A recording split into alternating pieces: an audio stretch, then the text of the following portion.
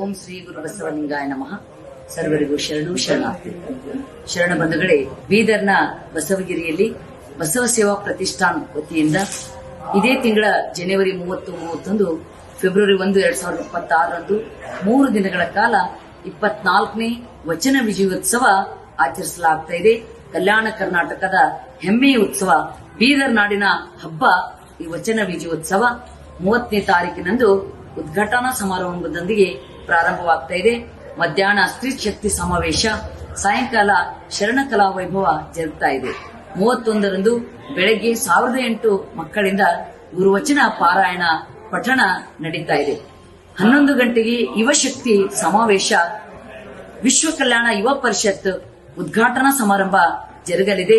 ಇವತ್ತಿನ ಯುವಶಕ್ತಿಗೆ ಶರಣರ ಒಂದು ಸಂದೇಶಗಳನ್ನು ಮುಟ್ಟಿಸಿ ಅವರ ಜೀವನ ಪ್ರಗತಿ ಪಥದತ್ತ ಮುನ್ನಡೆದುಕೊಂಡು ಅವರಿಗೆ ಆ ಒಂದು ವ್ಯಕ್ತಿತ್ವ ನಿರ್ಮಾಣದ ಕಾರ್ಯ ಮೂಡಿಸುವುದರ ಜೊತೆಗೆ ಈ ಒಂದು ಜಗತ್ತಿಗೆ ಒಳ್ಳೆಯ ಆ ಒಂದು ಶಕ್ತಿ ಉಪಯೋಗ ಆಗ್ತಕ್ಕಂಥ ಮಾರ್ಗದರ್ಶನ ಮಾಡಬೇಕು ಅಂತಕ್ಕಂಥ ಉದ್ದೇಶದಿಂದ ವಿಶ್ವ ಕಲ್ಯಾಣ ಯುವ ಪರಿಷತ್ ಉದ್ಘಾಟನೆಗೊಳ್ತಾ ಇದೆ.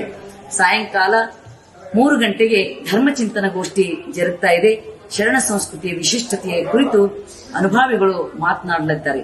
ಸಾಯಂಕಾಲ ವಿಶಿಷ್ಟ ಸಾಂಸ್ಕೃತಿಕ ಕಾರ್ಯಕ್ರಮಗಳು, ವಚನ ನೃತ್ಯೋತ್ಸವ, ಸಂಗೀತೋತ್ಸವ ಕಾರ್ಯಕ್ರಮ ಜರುಗಲಿವೆ. ಫೆಬ್ರವರಿ 1ರಂದು ರವಿವಾರ ಬೆಳಗ್ಗೆ 9 ಗಂಟೆಗೆ ಬೀದರ್ನ ಬಸವೇಶ್ವರ ವೃತ್ತದಿಂದ ಭವ್ಯವಾಗಿರ್ತಕ್ಕಂಥ ವಚನ ಸಾಹಿತ್ಯದ ಮೆರವಣಿಗೆ, ಹೂವಿನ ರಥದಲ್ಲಿ ಬಸವಣ್ಣನವರ ವಚನ ಸಾಹಿತ್ಯ ಎಲ್ಲ ಶರಣ ಸಮುದಾಯದ ವಚನ ಸಾಹಿತ್ಯವನ್ನಿಟ್ಟು ಭವ್ಯವಾಗಿರ್ತಕ್ಕಂಥ ಮೆರವಣಿಗೆ ಜರುಗ್ತಾ ಇದೆ.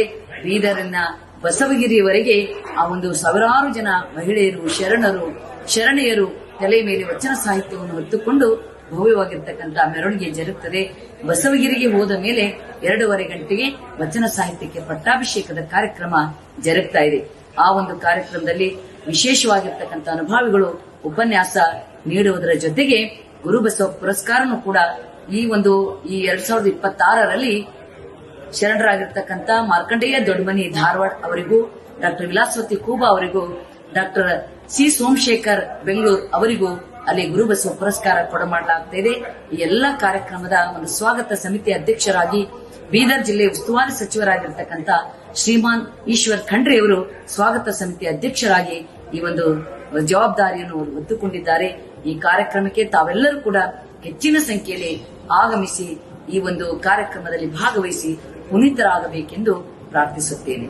ಶರಣೋ ಶರಣಾರ್ಥಿ.